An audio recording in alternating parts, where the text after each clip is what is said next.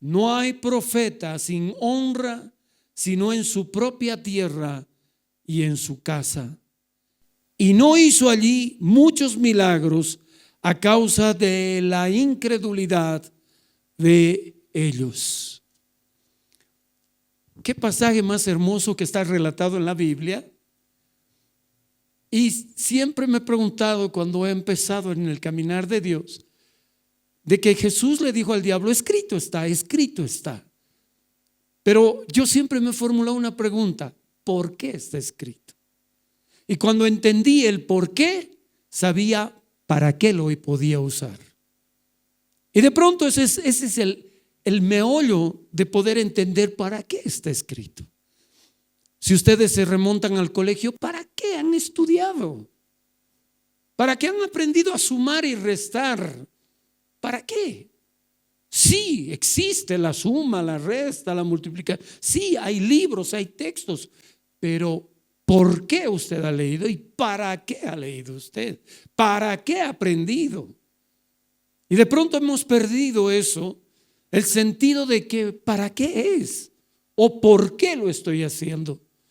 Y aunque ustedes no crean, el oír la palabra de Dios dice que produce la fe. Dice que la fe viene por el oír, por la palabra de Dios. Entonces, ¿para qué debo leer la Biblia? ¿Para qué puedo escuchar todos los domingos a este hombre que predica ahí en ese púlpito? ¿Por qué tengo que escuchar la Biblia? ¿Por qué tengo que saber de Dios? Porque para algo te va a servir en esta vida. ¿Sabe que la gente tiene muchas aflicciones, muchos problemas, pero no busca los remedios? Ahora los remedios están en las redes sociales. Hay mucha información. Pero hay algo también que es tan importante. Como dice en Josué capítulo 1 verso 9: esfuérzate y sé valiente. Medita en mi palabra de día y de noche y no te apartes de ella. ¿Por qué Dios le pide eso? ¿Por qué para leer la Biblia hay que ser valiente? Porque después de escucharla tienes que hacer algo. Para algo es, para que hagas algo. El hermano de Jesús, el medio hermano que le llamo, que es Santiago, que en el griego o en el hebreo es Jacobo, que escribió Santiago, él dice muchas cosas importantes, porque también en este pasaje es mencionado que es el medio hermano de Jesús. Así lo conocían o lo conocían como su hermano. Estos 4 varones y las mujeres que no se las cuenta en número, pero que estaban en medio de ellos. Y de pronto Jesús vuelve a Nazaret. A veces nosotros no conocemos muy bien la historia, entonces no podemos ubicarnos en el lugar, en el sitio y poder entender para qué la puso en la Biblia el Señor. ¿Por qué relató este mensaje? ¿Por qué Mateo, inspirado por el Espíritu Santo, hace este relato? El anterior domingo compartí sobre lo que son las parábolas, la forma en que Dios les hablaba a las personas. Y no les habló sino por parábolas. Pero hacía una gran diferencia, que las parábolas son ejemplos naturales, pero hay un misterio escondido dentro de ese, que es el mensaje espiritual, y que solo los hijos podemos entender esos misterios. Y por eso las parábolas eran tremendamente importantes. Después de hablarles por parábolas, ahí empieza este pasaje, que aconteció que cuando terminó Jesús estas parábolas, se fue de allí. ¿Y dónde se fue? Las parábolas las enseñó en Capernaum, pero ahora se traslada a Nazaret. Nazaret está en la parte norte de lo que es la mar de la Galilea, donde está Capernaum. Y de pronto es una ciudad muy pequeñita, ahora la conocemos un poquito más grande, pero en ese tiempo era un pueblito donde eran conocidos todos, donde se conocían. ¿Quién es José? El carpintero. Antes les llamaban más por los oficios que tenían, o les llamaban por el nombre de su padre, ¿no? Josué, hijo de Num. Era así como se los conocía. Y de pronto aparece la palabra el carpintero que ustedes van a ver aquí, pero antes no se llamaban carpinteros, sino los que trabajan en el oficio de maderas. Eso era carpintero. Por eso no hay una definición que hacía ni José y después Jesús. No sabemos si hacían mesas, sillas, no, trabajaban con madera. Y la madera era muy necesaria para todo. La madera era indispensable, aunque en Israel no hay mucha madera. Los árboles son muy pequeñitos, muy bajitos son los árboles. El sicómoro era el más grande, más lindo que se podía ver. Es el único que está descrito en la Biblia. Cómo Zaqueo se tuvo que subir para verlo a Jesús caminar. Las maderas eran utilizadas para muchas cosas y sobre todo las habitaciones eran muy pequeñitas. Entonces los trabajadores en maderas, que nosotros conocemos como carpinteros, ellos hacían el oficio dentro del hogar. Por eso el Señor va a poner los ejemplos de la madera en todo. Pero de pronto aquí en este pasaje dice que viene a su tierra. ¿Se puede imaginar? A Jesús lo conocieron, como Lucas relata en el capítulo 1 y 2, cómo fue el nacimiento, dónde nació y cuándo empezó su ministerio. Dice que era como de 30 años. Calculemos 29 para cumplir 30. Hasta ese tiempo, hermanos, Jesús era conocido como Jesús, el hijo del carpintero. Nada más. No era el que hacía milagros, no hacía ninguna proeza. Era un hombre más, el hijo del carpintero, de María. Algunos muy cercanos a él conocían que era el Mesías, pero nadie más. No había nadie que sabía de eso. Era un hombre muy común. Era un hijo más que había. Y de pronto ese Jesús comienza a salir, a ser conocido. Y de pronto la gente se comienza a preguntar y decir: ¿y este hombre de dónde sacó estos milagros? ¿De dónde tiene esa sabiduría? ¿De dónde tiene ese poder? Y saben que lo que he leído en el verso 57, y se escandalizaban de él, dice. ¿Saben qué? Se escandalizaba la gente de él y decía: este no es el hijo del carpintero, de María y sus hermanos están por ahí. ¿Y de dónde es este así? ¿Y saben por qué se escandalizaban? Porque él venía de un hogar humilde, de un hogar sencillito. Y sabes que él no tenía nada que ver con la lectura de la Torá. Él no fue a escuelas rabínicas donde tenían maestros. ¿Qué era un rabino en ese tiempo y qué es un rabino? Un maestro que enseña a los demás para que sigan las escrituras.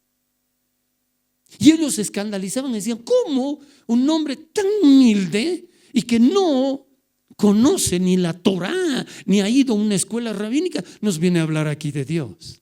Nos viene a enseñar, nos viene a decir estas cosas. Y era tan triste, yo creo, para el Señor decir: esta gente solo se fija por lo que ve o por las apariencias. Oh, qué difícil les va a ser distinguir lo que es de Dios y cuál es el poder de Dios. Nadie podía entender que Jesucristo, antes de volver a Nazaret, había ido a ser bautizado por Juan el Bautista. Y muy pocos conocieron que el Espíritu Santo descendió sobre él como una paloma. Algunos tomaron y dijeron: oye, ¿has visto esa paloma? Se posó sobre él.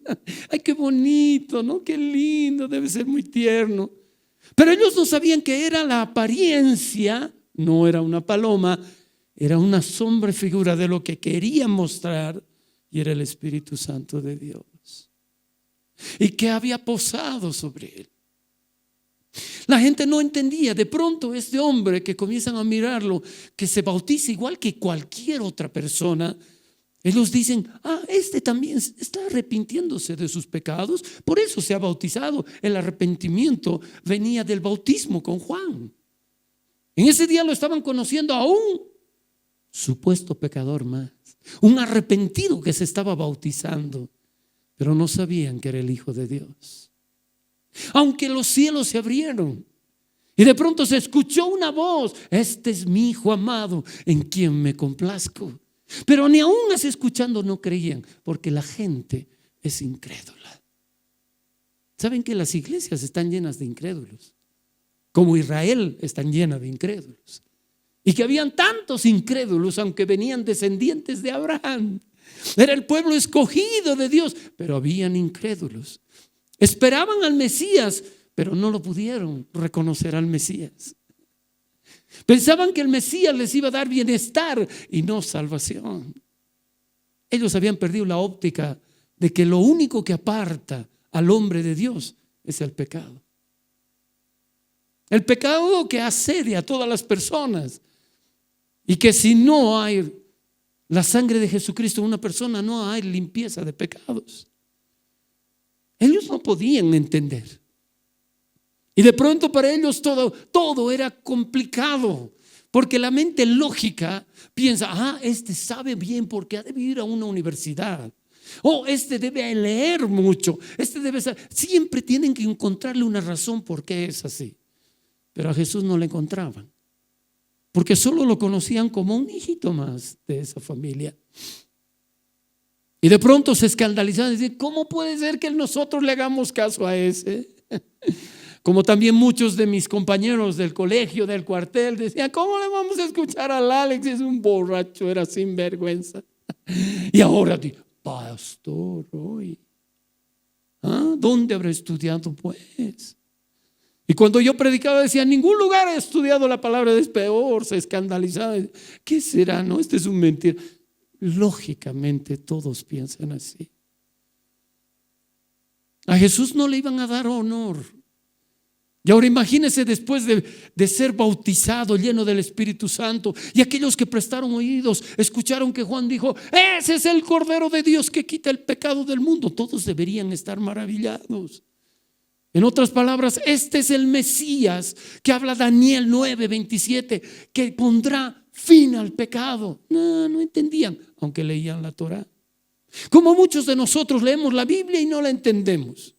Pero no la entendemos, ¿por qué? No porque no sabemos, no tenemos mente, sino porque no logramos entender lo que Dios quiere hablarnos. Porque nosotros estamos buscando lo que nosotros necesitamos, pero no vamos a entender lo que Dios sabe que necesita usted y yo. Dios no está tan feliz que vengas los domingos o los sábados. Dios está feliz cuando lo estás buscando a Él de corazón. Que Él no es un pretexto en tu vida, sino es lo más importante de tu vida. Y se puede distinguir eso en cualquier persona cuando lo busca con pasión. Cuando, aunque pasa desapercibido en la congregación, se nota que está en búsqueda de Dios. Y de pronto, nuestro Señor Jesús, que para ninguno era lógico lo que le estaba pasando ni lo que sucedía, sale de las aguas, comienza a caminar y de pronto desaparece 40 días. No se sabe dónde está. Nadie sabía dónde estaba Jesús, pero así nadie sabía dónde estaban esos 40 días. Y la Biblia dice que en Mateo 4, que el Espíritu Santo lo llevó al desierto para ser tentado por el diablo. Nadie sabía lo que estaba pasando el Señor Jesucristo. Nadie sabía por qué el Espíritu de Dios lo había llevado a ese lugar. Después nos vamos a enterar porque está descrito en la Biblia. Pero imagínense en ese momento, todos ignoran, pero Él está siendo llevado allá. ¿Para qué está siendo llevado? Para ser probado, tentado por el diablo, para ver si Él puede vencerlo o no. Imagínense 40 días ayunando. 40 días sin comer, la necesidad de nuestro cuerpo, donde Jesús puede decir: yo no necesito comer cuando estoy haciendo la voluntad de Dios. Mi cuerpo no se va a someter a lo que mi espíritu está haciendo. Y de pronto ¿dónde está ese que lo bautizaron y habló una voz y todo eso? ¿Dónde está? Nadie sabe. Y saben que si conocieran un poquito, viendo aunque sea fotos y todo, el desierto de la Judea, Oh, hermanos, es desierto de verdad. Uno se pierde allí. El desierto no es habitado, no van, porque ese lugar es inhóspito. En Lucas dice que las fieras estaban cerca de Jesucristo. Las fieras, hermano. Y uno agarra y dice: ¿acaso hay fieras en Israel? Oh, hermanos, todos los animales mencionados en la Biblia están en ese lugar. Hay los chacales, hasta hay los leones del desierto. Usted no conoce mucho de eso porque no indaga, porque no escudriña la palabra. Y de pronto ese Jesús que está allá, termina eso, todo lo que le está aconteciendo en ese lugar secreto. Tal vez nadie se enteraría si no lo escriben en la Biblia. Pero dice que cuando terminó le dijo a Satanás: vete, Satanás, solo adorarás a tu Dios y a Él solo servirás. ¿Por qué le dijo a Satanás que él debería servirle? Porque todo el mundo debe servir a Dios y honrar a Dios. ¿Y sabe qué? Dice que toda rodilla se doblará ante Él y confesará que Jesús es el Señor. Y un día usted no va a escuchar. Si usted se va en el arrebatamiento, ya no va a morir jamás. Y usted va a presenciar todo lo que está escrito después de la gran tribulación. Porque nosotros seremos actores presenciales. Dice que descenderemos en la guerra de Armagedón montados en caballos, con el caballo blanco que el Señor tiene y sus ropas teñidas con sangre, para vengar a todos los cristianos que murieron en su nombre. Y ahí va a ser la guerra de Armagedón. Y va a reinar 1000 años en esta tierra. Y nosotros estaremos con Él. Ya nada nos puede hacer daño. Ya no puede hacernos nada daño. Ya vivimos en vida eterna. Y de pronto miraremos que el mismísimo diablo se va a poner de rodillas y dirá: Jesús es el Señor. Pero no confesará para salvarse, sino porque tiene que confesar. Toda rodilla se doblará ante Él. Y ahí la gente mirará y dirá: si el mismísimo diablo sabe que Jesús es el Señor. ¿Se puede imaginar? El diablo va a ser lanzado al lago de fuego y la gente que esté con él, los que no lo aceptaron a Jesús, los que vivieron en el pecado, estarán ahí también. El que no se haya inscrito, dice en el libro de la vida, será lanzado al lago de fuego que arde con azufre.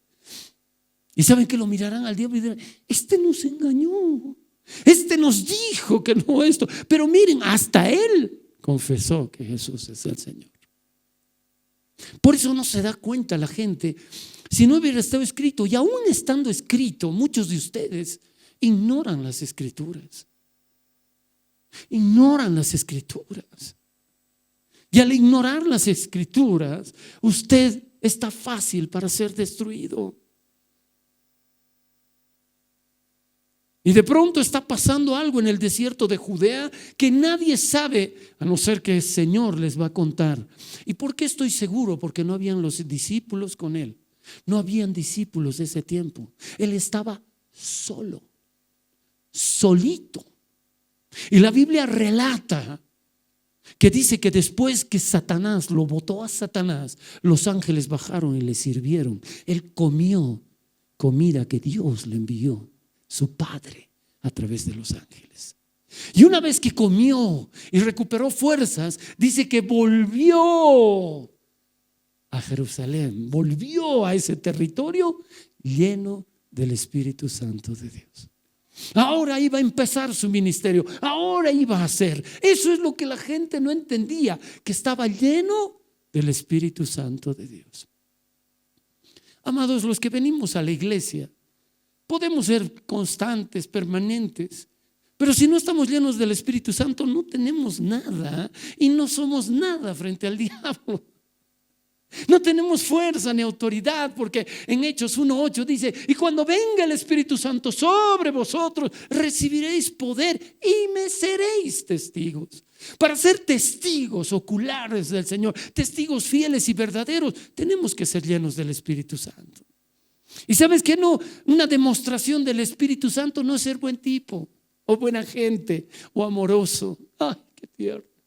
Ay, qué educado. No. ¿Sabe cómo se describe una persona que está llena del Espíritu Santo? Gálatas 5:22. Mas el fruto del Espíritu es amor, gozo, paz, paciencia, benignidad, bondad, fe, mansedumbre, templanza. Contra tales cosas no hay ley. Se puede imaginar, no hay ley. No hay algo que diga exceso de gozo, exceso de paz. No hay ley, no hay ley. Nadie puede prohibir eso. Es el fruto del Espíritu de Dios. ¿Se lo pueden imaginar a Jesús con ese fruto? ¿Cómo era? Por eso era bondadoso, pero era recto. Era un hombre maravilloso. ¿Vivió por fe Jesús? Sí. Cuando estaba en la cruz le dijo: Padre, en tus manos encomiendo mi espíritu. ¿En quién estaba teniendo fe?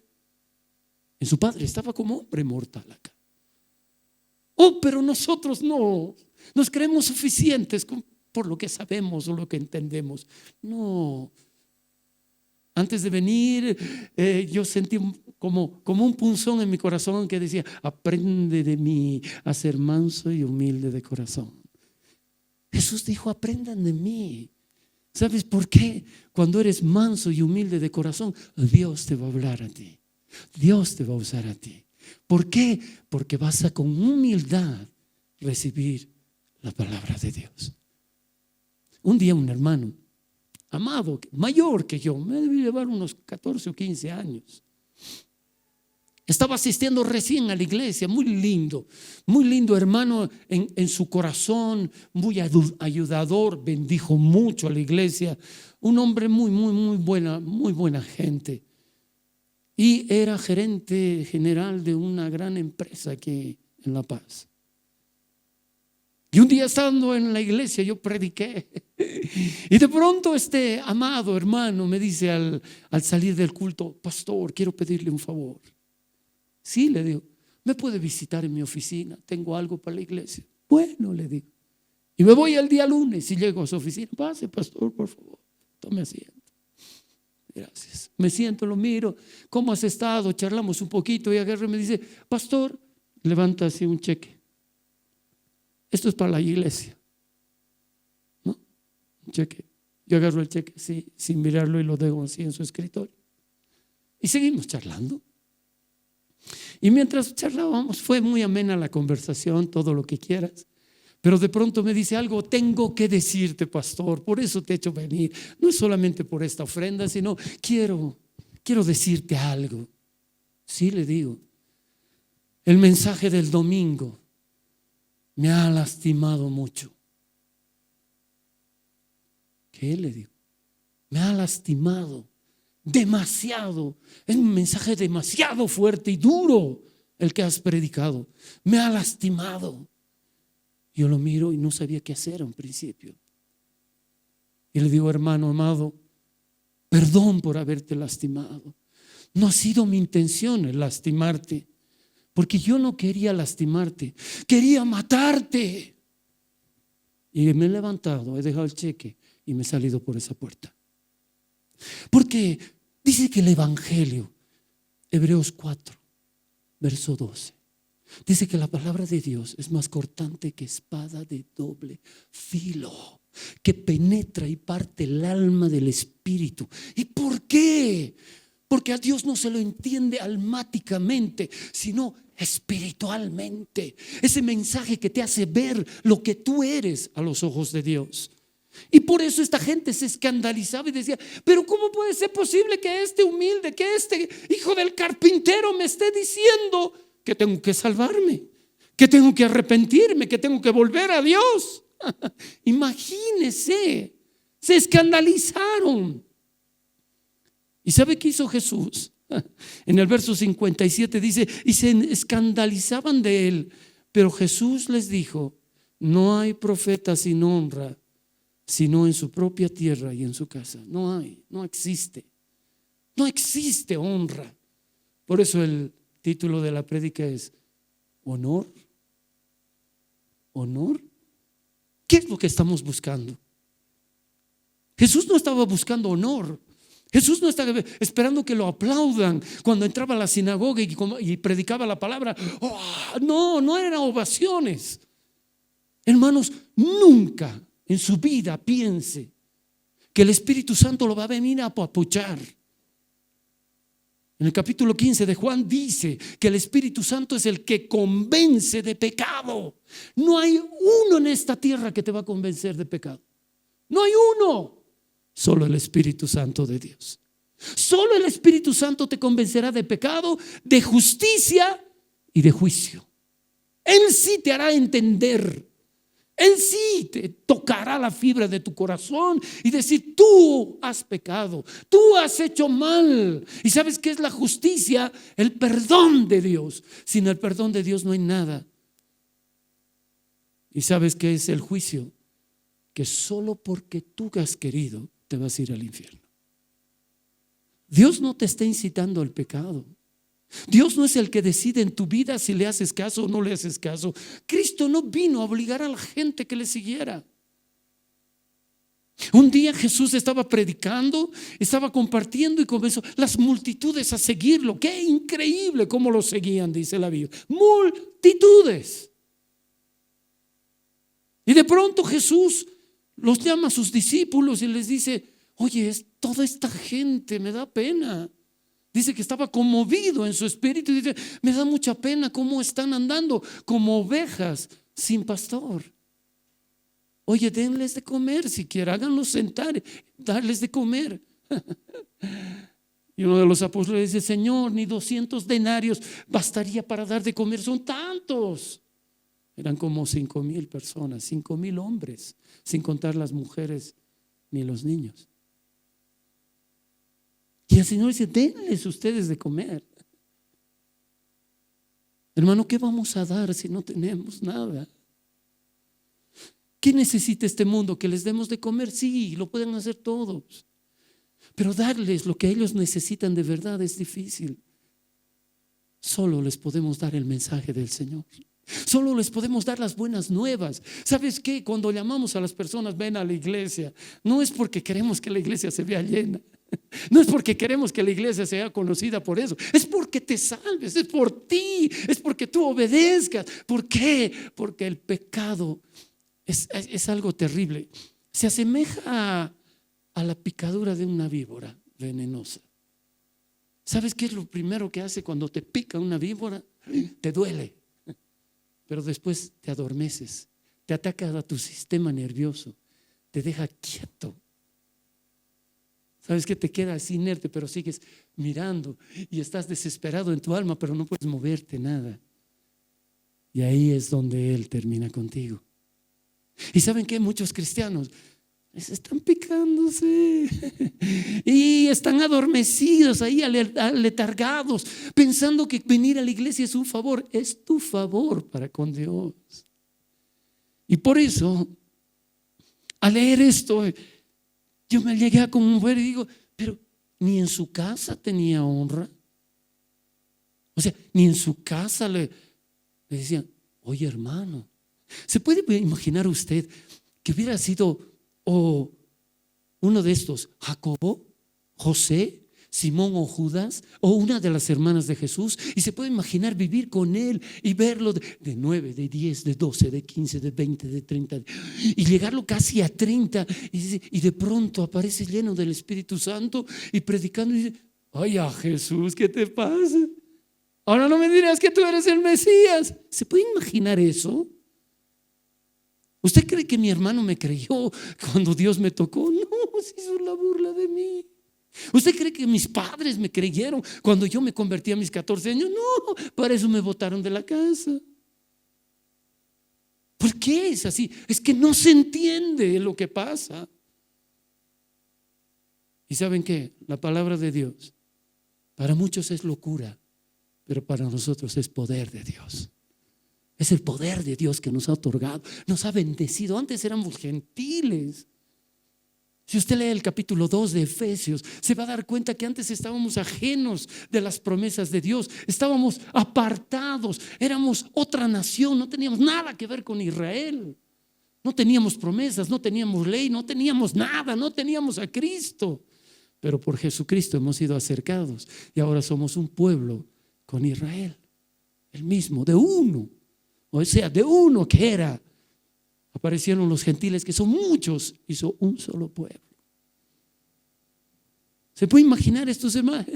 Y él dice, no hay honra, ni en su casa o su pueblo o en su ciudad pequeñita, así dice el interlineal, ni en su casa hay honor. Pero ¿por qué no hay honor, pastor? Es impresionante cuando la Biblia te comienza a mostrar. Váyanse a Juan capítulo 7. Ay.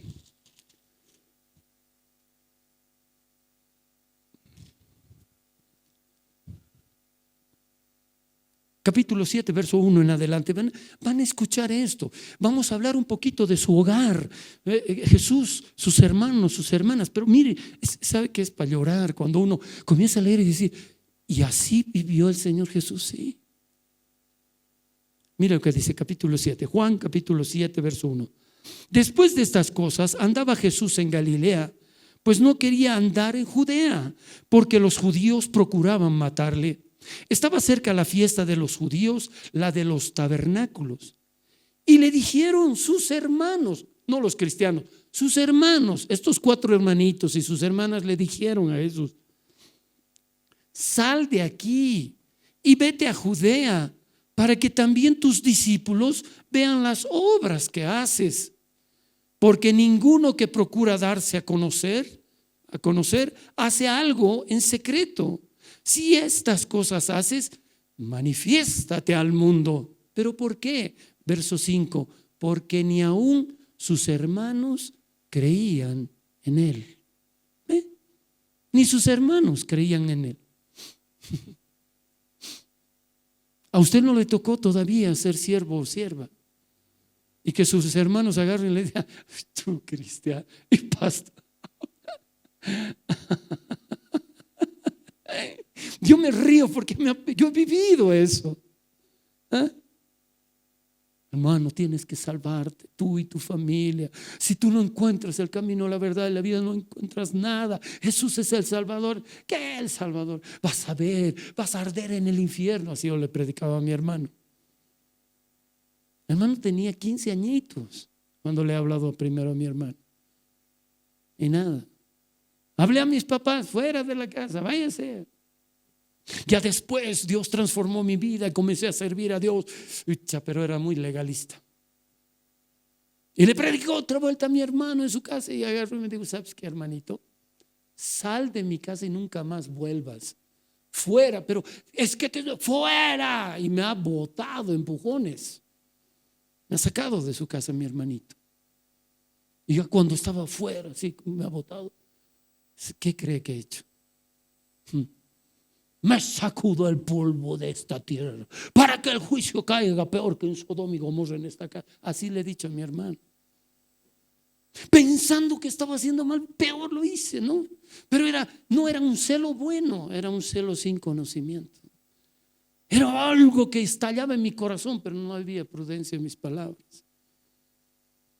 Y eso le duró a mi hermano años de años. Casi faltando un año antes de la pandemia, eso me dijo, ¿sabes qué, hermano? Te voy a ser sincero. Tú has sido el que me has alejado de Cristo, me dijo. ¿Y por qué?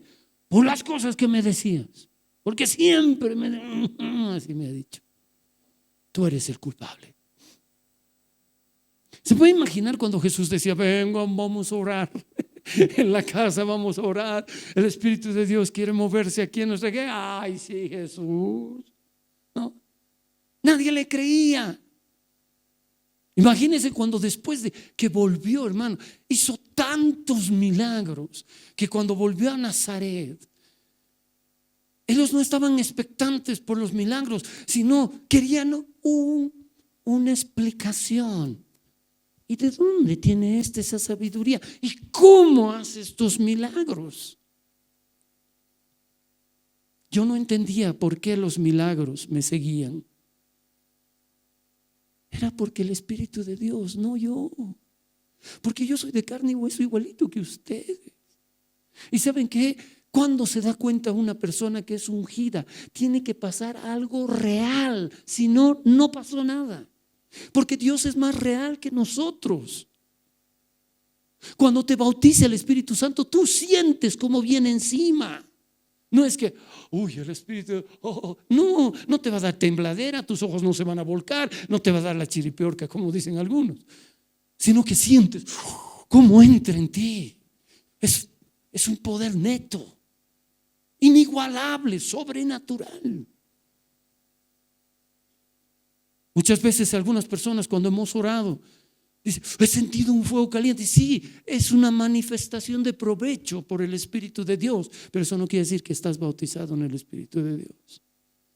Bautizar quiere decir sumergirse dentro del Espíritu Santo. Eso es bautizado, es estar inmenso dentro de Él. Por eso el Señor dice que seamos llenos del Espíritu Santo de Dios. Y si ustedes se fijan en Hechos de los Apóstoles, que cuando Pedro y a Juan los apresaron, les dijeron: les vamos a dar vara a ustedes, les prohibimos a ustedes que prediquen en ese nombre. Y Pedro, lleno del Espíritu Santo, se levantó y les dijo: es menester obedecer a Dios antes que a los hombres. Y sabes que tú no vas a necesitar decir eso a las personas: yo no voy a obedecer, yo voy a obedecer a Dios. No, tú le obedeces sin dar satisfacción a ninguna persona. Tú lo buscas porque lo amas. Tú estás pendiente de las cosas de Dios porque hay algo que está en ti. Porque nos enseña, el apóstol Pablo dice que el que piensa, está en Romanos capítulo 8, el que piensa en las cosas de la carne, carnal es, pero el que piensa en las cosas del Espíritu es. Es tan clarísimo vivir de esa forma. Y mucha gente no nos va a entender como no le entendieron a Jesús, ni sus hermanos le creían. Por eso no hay honra. No hay nada, hermanos queridos. ¿Sabes qué? Cuando tú cuentes a alguna persona: ¿sabes que he ido un domingo y me ha tocado el Espíritu Santo de Dios y que esto y lo otro? Sí, puede ser que te haya tocado, pero por sus frutos te vamos a conocer. Igual la otra madrugada: árbol malo nunca da fruto bueno. Árbol malo nunca da fruto bueno. Así fue. Y árbol bueno nunca da fruto malo. Escrito está. Y es como Dios diciéndote: si tú eres mal árbol, no vas a dar buen fruto. Y si tú eres buen fruto, buen árbol, buen fruto vas a dar. Entonces, si volvemos un minuto a lo que estamos compartiendo en Mateo capítulo 13, el versículo 54 dice algo muy hermoso también. Mateo 13, 54 dice: y venido a su tierra les enseñaba en la sinagoga de ellos. ¿Se puede imaginar, hermano? Jesús volvió así como cuando vuelve uno de nuestros hijos a la casa. Vuelve y vamos a ir a la iglesia, ¿no? Sí. Paraíso de fe es su casa, ¿no ve? Es su familia. Igual Jesús volvió a la sinagoga que José y María le llevaban todo el tiempo. Ahí eran conocidos. En esa sinagoga él escuchaba, pero no hablaba. Y dice que cuando llegó allá les enseñaba en su sinagoga.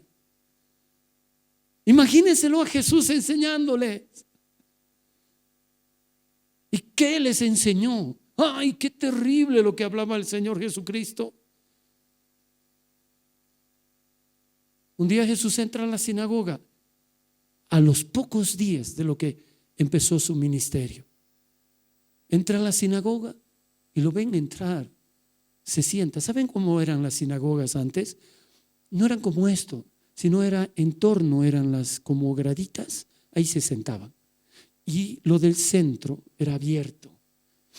Y había una especie de púlpito, sacaban de la Torá, la ley o los libros de los profetas que estaba en una caja.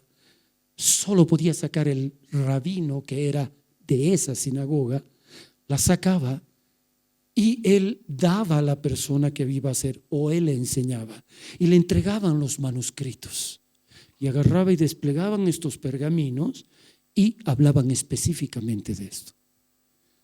Cuando fui la primera vez a Israel, a mí me dice: Alejandro, justo estamos en una fiesta. ¿Y cuál fiesta era? La de los tabernáculos. ¿Saben cuál es la fiesta de los tabernáculos? El recordar cómo ellos andaban en tienditas cuando el tabernáculo que erigió Moisés se movía. Entonces ellos hacen sus tienditas y ahí es la fiesta del tabernáculo. Y si tú vas a Israel es impactante, ¿no? Estás en un hotel, puede ser 3, 4, 2, 5 estrellas, pero en el lobby y en la parte del patio arman esas cabañitas. Y los que son judíos que permanecen en la ley se van a vivir, aunque estén en ese hotel, se van a vivir una semana ahí. Eso se llama la fiesta de los tabernáculos. Y si tú vives allá en Jerusalén o en cualquier lugar de Israel, tienes tu balconcito, tienes tu patio, tienes que hacerte con enramadas, con plantas, hacerte como una tiendita. Y toda la semana con tus hijitos vives ahí adentro. Solo entras a la cocina, sacas tus olitas, y come. Pero duermen ahí afuera. Esa es la fiesta de los tabernáculos, muy popular en Israel. Es muy linda. A veces cae en septiembre y octubre. Y de pronto esas cosas uno no se da cuenta de lo que está pasando. Y entonces cuando llegamos me dice: pastor, ¿quieres entrar a ver la Torá? Me dice a mí. Y solito me lleva a un cuarto en el hotel. Todo estaba vacío y había esa cajita. Entramos y al entrar hay una persona que cuida. Y me mira a mí y me dice: tienes que cubrirte la cabeza porque no puedes entrar a ese lugar si no te cubres tu cabeza. Ponte un kipá, toma. Yo con mi gorro, ¿no? Y él tenía un sombrero de campaña.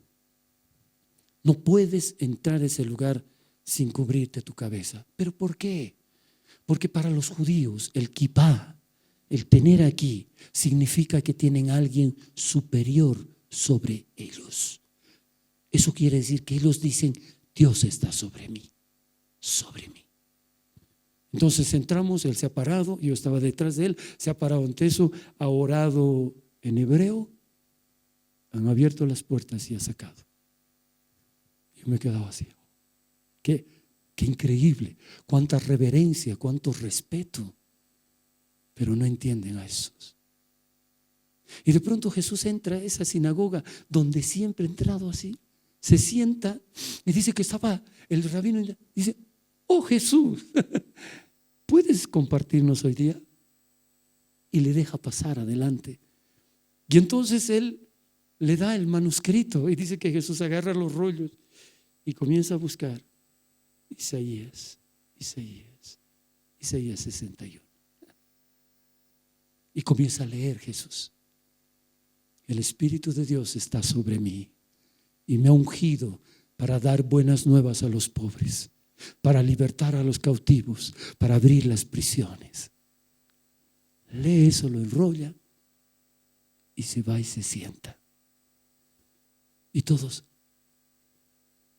Y se levanta y dice: hoy se ha cumplido las escrituras, estas delante de ustedes. ¿Te puedes imaginar lo que estaba hablando? Estaba diciendo: soy el Mesías y he sido ungido para darles buenas nuevas, para hacer esto. ¿Qué hacen ellos? Lo sacan y lo quieren botar por el precipicio. Oye, hoy en día qué lindo es ser un predicador popular. Qué lindo es cuando te ovacionan y no. A Jesús lo querían matar. No fue fácil para él decir: yo soy el Mesías. Y él hacía milagros. ¿Y qué hacía con la gente cuando hacía un milagro? Imagínese si mi esposa estaba muerta y la resucita y ella revive y le dice: Eunice, no vas a decir a nadie. Eso decía el Señor a los que sanaba. No vas a decir a nadie. Peor, iban y lo contaban ellos. No ve que toda la gente es chismosa. Jesús les prohibía que decir. Se manifestaba un demonio y le decía: cállate, porque nosotros sabemos que eres el Hijo de Dios, que has venido a atormentarnos antes de tiempo. Cállate, les decía. Sal fuera. Él no buscaba. Por eso Jesús dijo, no hay honor. ¿Qué es honor? Si nosotros leemos Romanos capítulo 13, dice que hay que dar honor al que se merece honor. Pero Jesús dice, no hay honor ni en tu tierra ni en tu casa. ¿Y por qué yo estoy seguro? ¿Y por qué yo estoy firme en que he sido conocido como pastor aquí en La Paz, en Bolivia? Porque ellos vieron al Espíritu de Dios sobre mi vida, no al Alejandro. Y se sujetaron a lo que Dios decía, no a lo que dice Alejandro. Yo no he ejercido autoridad sobre la gente, sino ha sido la autoridad que Dios ha delegado en mi vida. ¿Sabe por qué viene gente mayor? Para escuchar. No vienen a escucharme a mí, vienen a escuchar lo que Dios tiene para ustedes. Ustedes no me sigan, por favor. Ustedes no esperen nada de mí.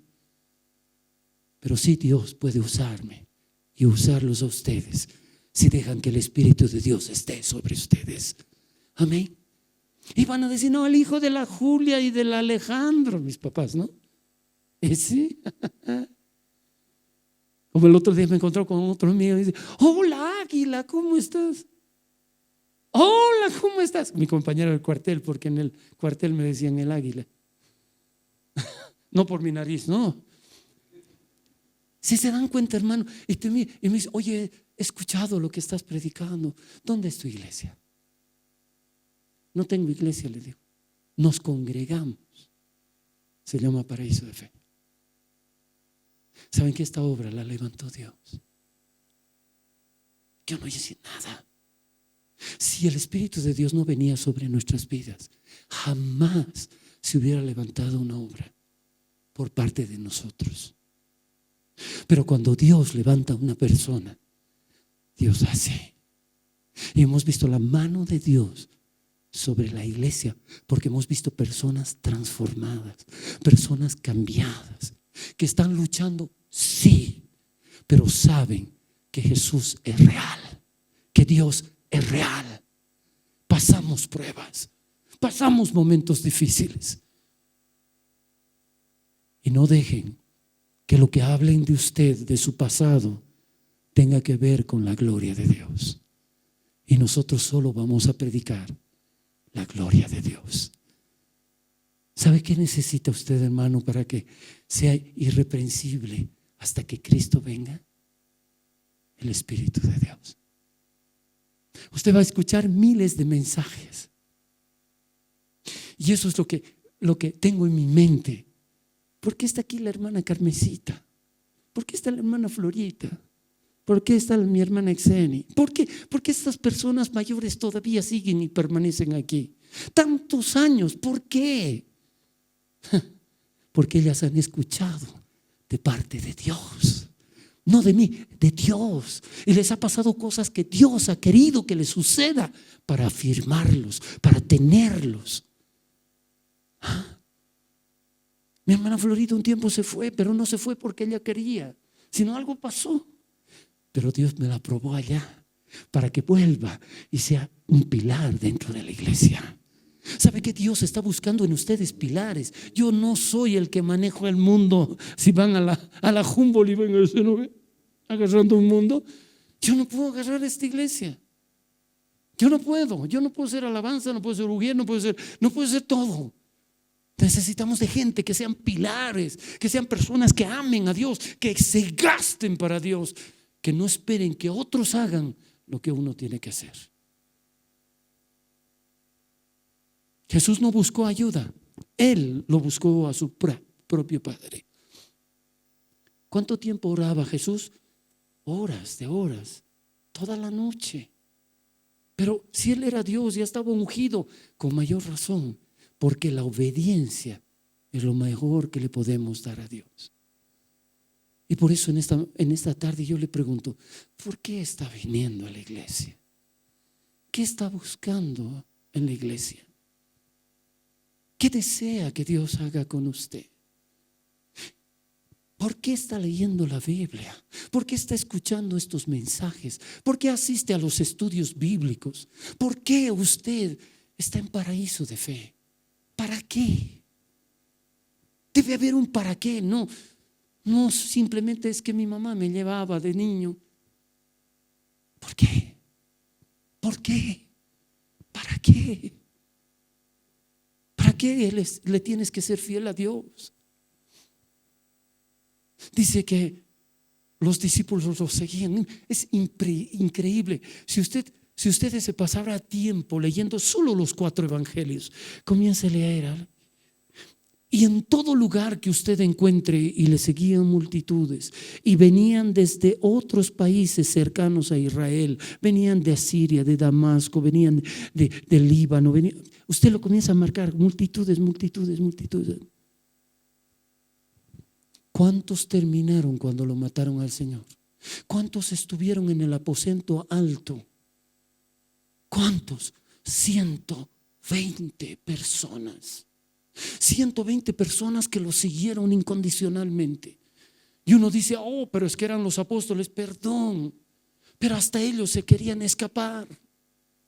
Jesús en el monte cuando se iba a ir para el cielo, les dijo, no se vayan de Jerusalén. La promesa que han escuchado de mi Padre, serán investidos con poder de lo alto, pero quédense en Jerusalén. Y sabes que ayer cuando leía esta parte, sabes que en el interlineal griego, cuando les está diciendo, les dice, vayan y quédense sentados, por favor. Quédense sentados. No les dice vayan a clamar, vayan a ayudar. Quédense sentados. Pero esa palabra quédense sentados, ¿qué significaba? Quédense sin hacer nada para que vean la gloria de Dios. Estén sentados para que vean que Él lo va a hacer, no ustedes. Porque muchos de ellos han debido pensar como nosotros.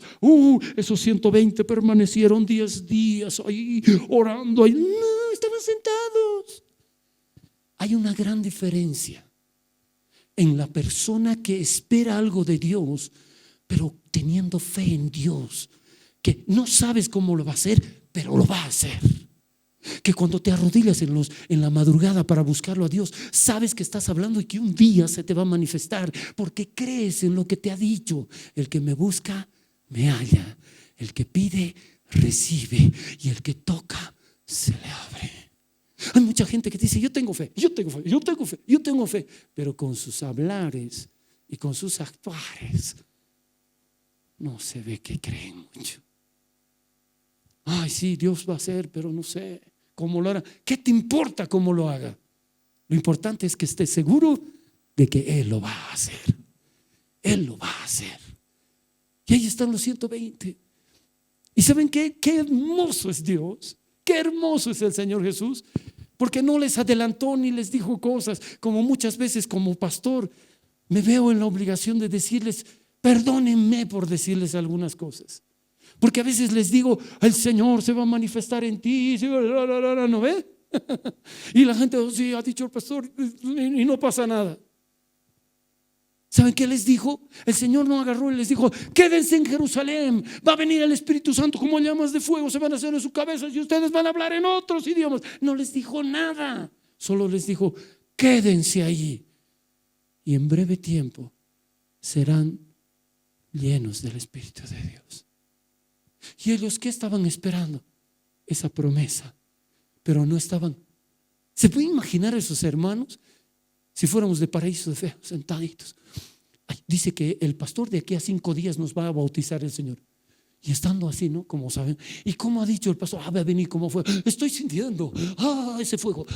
¿No? Como una hermana que me hizo reír. Estábamos orando. En un cuarto estábamos orando, pero fuimos a buscar el clamor así. Y yo estaba orando, la hermanita estaba allá. Varios hermanos de rodillas estamos orando. Y cuando ella comienza a decir, siento un viento especial de Dios. Y yo no tenía tranquilidad en lo que hablaba. Y de pronto, ay Señor, pero como humano digo, por ahí metió la pata que estoy haciendo. Y comienzo a mirar y ella así hacía, ¿no? De rodillas hacía. Y era el ventilador de la computadora que le daba a su cabeza. A veces somos así, ¿saben qué? Estamos expectando, queriendo, y no es así. Si Dios te va a bautizar, déjalo, solo te ve en Dios. Si Dios va a abrir una puerta en tu vida, solo espera, que para Él no hay nada imposible. Cuando veas a un hijo que está torcido y no se puede enderezar, confía, Dios lo hará. Eso es tener fe en Dios. Eso es creer que para Dios no hay nada imposible. La fe, Hebreos 11:1, es certeza de lo que esperas. ¿Qué estás esperando? Que Dios obre. ¿Cómo lo va a hacer? No lo sé, pero de que lo hace, lo hace. Amén. Cuando vienes a la iglesia, tú dices: no, Dios tiene que hablarme, Dios tiene que darme una respuesta, Dios me va a decir, de alguna forma Dios se va a valer, ¿no? Pero cuídate. Muchas veces estamos más pendientes de lo que nos han dicho y no reposando y esperando en Dios. Hermanos, yo sé que las señales, los milagros, los prodigios, las sanidades hace creer, pero son señales simplemente. Yo hoy día, mientras estaba un tiempo en mi casa, no sé cómo puse en el canal 27, que es Cristo TV de Eclesia, y estaba dando la biografía de Billy Graham. Ay, Señor, nunca he visto su biografía, pero tú ves a ese hombre, cuán joven empezó como evangelista. Y sabes que yo me puse a mirar, qué tremendo. Él ha sido, como le llaman en algunos lugares, ¿cómo se dice esa palabra para aquí? Es como el capellán, ¿ya? Capellán le llaman en el ejército al pastor en Estados Unidos, el pastor que ayuda a los marines. Y entonces él era el capellán, pero ¿de quién? De los presidentes de Estados Unidos. Y sabes que Billy Graham vivió por la mano de Dios 100 años. A sus 100 años ha muerto el 2018. 100 años le ha concedido vivir. Pero al mirar su biografía, ¿sabes qué? No hay ni un solo milagro. No hay ni un solo milagro que haya pasado en lo que muestran, pero ha ganado multitudes de personas. ¿Puedes creer? Yo recién ahora me he dado cuenta que cuando a él le pedía a Dios para entrar a la Unión Soviética de ese tiempo, donde había el muro, ¿se acuerdan el muro que dividía lo occidental de lo oriental? Él tuvo que influir para que cayera ese muro. Él estuvo en África, él estuvo en tantos lugares, fue un hombre tremendo. Y ahí lo ves al padre, al papá de los Bush, el presidente Bush, llorando diciendo: no he conocido a una persona más humilde y más sencilla que Billy Graham, con lágrimas. Bill Clinton, un hombre de Dios, Reagan, todos ellos, Obama, todos tuvieron la oportunidad de que él les decía: ¿puedo orar por usted? Me da ese privilegio. Pueden creer, yo no sabía tantas cosas y mirando, pero ¿qué es lo que pasa? Hemos visto al final con mi esposa, le rindieron los honores más grandes, pero ¿para qué de muerto? ¿Para qué?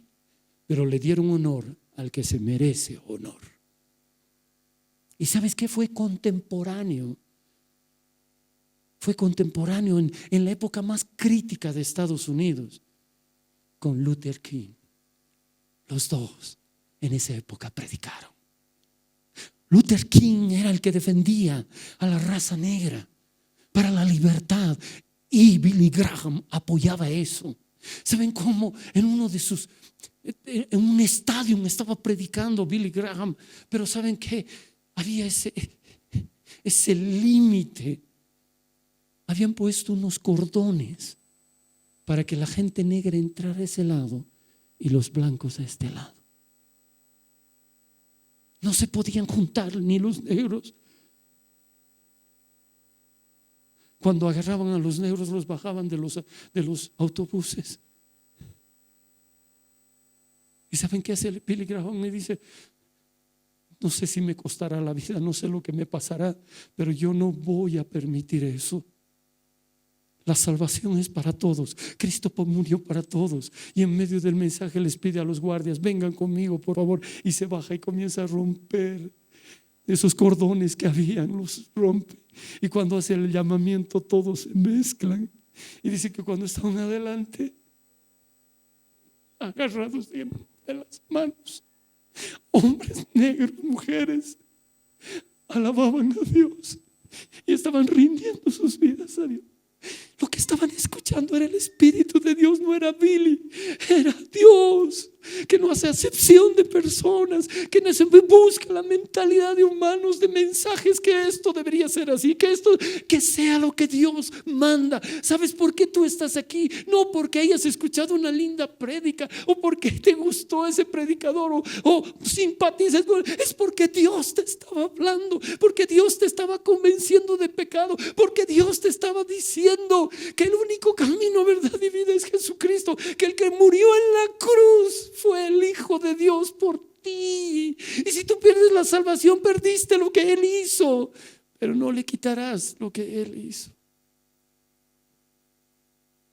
Si tú eres fiel en la iglesia, si tú permaneces, Dios quiera que sea por Él, no por el que dirán, no porque el pastor va a llamar lista a los que vienen y no vienen. Creo que cuando aquí alabas, deberías hacerlo en tu casa también. Creo que cuando le cantas a Dios, aún en la calle, no necesitas un auditorio, solo necesitas no tener vergüenza de Cristo y alabarlo a Él. Y cuando tengas la oportunidad, háblale de las buenas nuevas a cualquier persona, porque tal vez pueda ser su último día. Amados, yo no voy a buscar honor porque no me interesa, y te pido que tú no lo hagas, pero busca al que tiene el honor más grande, que es nuestro Señor Jesucristo. ¿Sabes qué? Él llevó todos nuestros pecados en la cruz, cargó el pecado de todos ustedes y los míos y de todo el mundo. Él llevó todas tus enfermedades y las mías y tus dolencias, y por eso Él no es que se atrevió a decir, sino lo dijo con verdad: yo soy tu sanador. Por eso, porque Él es el único que puede sanar, y Él es el único que ha vencido a la muerte, y es el único que puede dar la vida eterna, y es el único que te puede sacar de cualquier problema, y es el único que te puede guiar, y el único que te puede cuidar en esta tierra. Amados, no juguemos a las iglesitas. No nos vamos a salvar por nombres ni por hombres, solo por el Señor Jesucristo. Sé verdadero con Él. Cuando estés orando, dile: Señor, he hecho esto. Porque en 1 Juan 1:9 dice: si confiesas tus pecados, Él es fiel y justo para perdonarte y limpiarte de toda maldad. Cristo es el mismo de ayer, de hoy y de siempre. Amén. ¿Se puede imaginar el hijo del carpintero? Hermanitos, yo soy el hijo de 2 caballeritos que se enamoraron, nada más. Mi esposa igual. Pero a Dios le plació levantarnos, y nosotros estamos rogando a Dios que los levante a ustedes, y que en este peregrinaje todos lleguemos a la meta, no como religiosos, sino como hijos genuinos, que lo que hacemos en la congregación lo hacemos a solas y lo hacemos en cualquier lugar, que no nos avergonzamos del evangelio que predicamos, porque es poder de Dios. Amén. Cierre sus ojitos. En este instante puede hablar un rato con Dios. Deje lo que Dios le sorprenda. Deje que Dios se haga real y visible a usted. Deje que Dios sea el que lo convenza, sea el que le dice que lo que está haciendo está bien o mal.